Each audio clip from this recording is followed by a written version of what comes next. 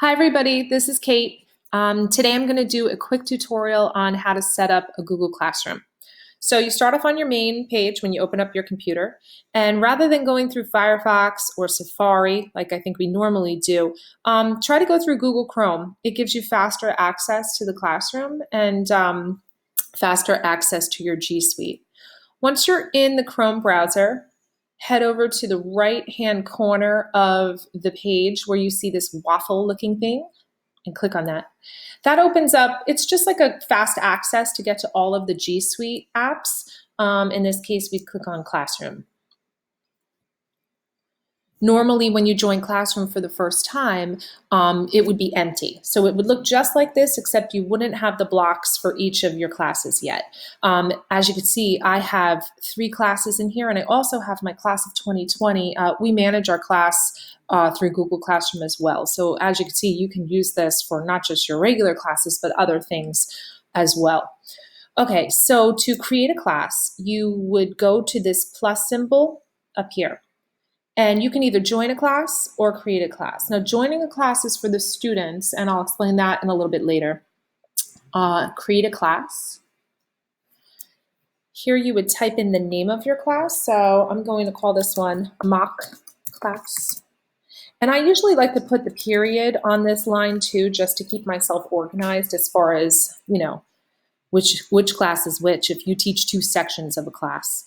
The next part I like to put in the section, I like to put what semester it is or marking period. So let's call this marking period 1. Again, for subject, you just start typing and it comes up with all different things. So you can type in English or health and just click on whatever it is that is your subject, or you can write your own in. And again, room number, you type in whatever you want and hit create. It takes a second to get loading.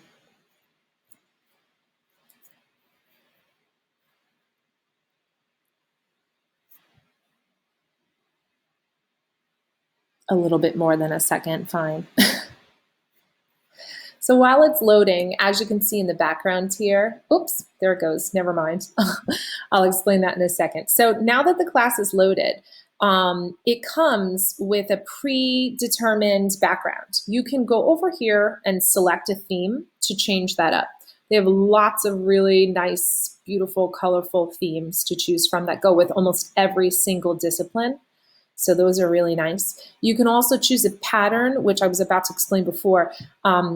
Sometimes I choose patterns simply to get my classes to be different colors, and it helps me organize too. Like the blue class is always period 2 or whatever.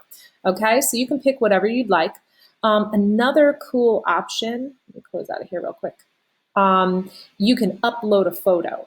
If you want to have a custom background, you can do it in that way too, by just uploading any photo you'd like. So let's just select a theme. I'm going to click on this guitar because it's awesome, and click class theme, and it changes it. All right. Once you've picked the theme you want and you're ready to get going, what I usually do next is start adding people. So the first thing you see when you click on this people link up here are the teachers. And right now it's just me, but if you ever co-taught a class with somebody, or if you were mentoring anyone or wanted to show anybody how you teach a particular course, you can add them as another instructor. You would be the main instructor, but they would be able to post and do all different things. And it's pretty useful if you're teaching a similar course than somebody else. When you're adding students, you can do 2 things. I would say for the upperclassmen, it's very easy to have them, give them a class code and let them log in themselves. So the class code is right here. It's super tiny though, so here's a workaround. If you want to project this on your screen and tell the kids to just join on, which again, many of the upperclassmen know how to do this, you would go up to this cog and then down here to class code, see class code, and over here to the drop down, you would click display, and it makes it giant. So you would just project this on the screen or even write it on the board and tell the older students, you know what, just log in, here's our class code, and they'll get right in. Now, because I mainly teach the underclassmen, I personally like to add them individually. And again, that might just be me being crazy. I like to just make sure they're all in there, but this is another way. You would click on the plus with the person, and then you can type a name or email in here. I'm going to invite myself. Okay. And all you have to do, because it's set up to our database through our district, type in the 2 first letters of the student's name and the beginning of their last name, and you will see that their name will pop right up. All right, and then once you have got all the students in there that you would like to invite, you click the invite button.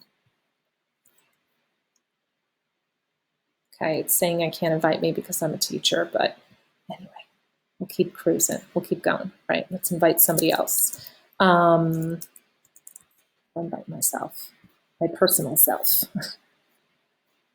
Okay.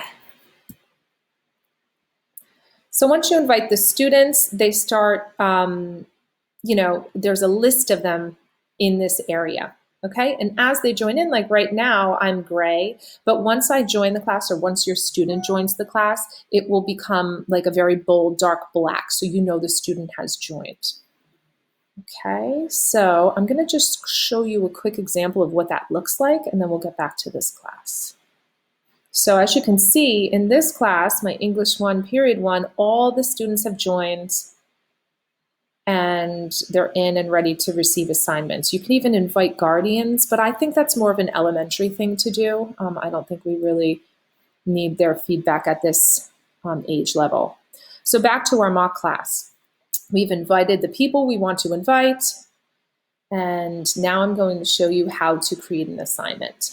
So you would click on create, and to create assignments, you would click on this button. If you teach more than one class, that is the same. For example, I teach English 1 2 times, period 1 and period 4. So a lot of the assignments I share for both classes. So what I'll do is I will click them off. Any classes that are getting the same assignment, you can click them off at the same time. But in this case, we're just doing it for our mock class, period 1. And you would like it always to really send to all students, unless you have something, just you want to send to just one individual student.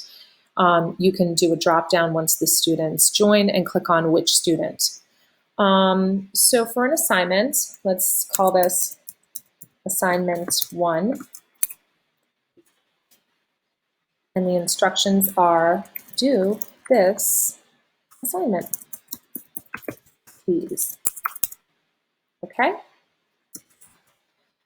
You can rate it however many points you want. You can also say that it's ungraded. You can set the due date for any date you would like. You can also set a time, which is really good when you're working with deadlines, so a specific time. Whenever I go, if I'm absent, a lot of times I'll leave an assignment and I set the deadline and a time so they are finished with the assignment before the class is over. So that's a good way to do it. And then the topic section, really what I like to do with topics is I always title my topics units. So this would be Unit 1, Antiquity. Okay, so you can title your topic whatever you want to call it. What's really awesome about the classroom is not only do you communicate to them what you would like them to do, but you can add things to this. So you can take anything from your drive, anything at all that you want to add to it, and add it to the assignment. For example, I'm going to add my lesson plans just to add something there. And the students can view the file. If you would like them to work on the file, they can edit the file. Okay.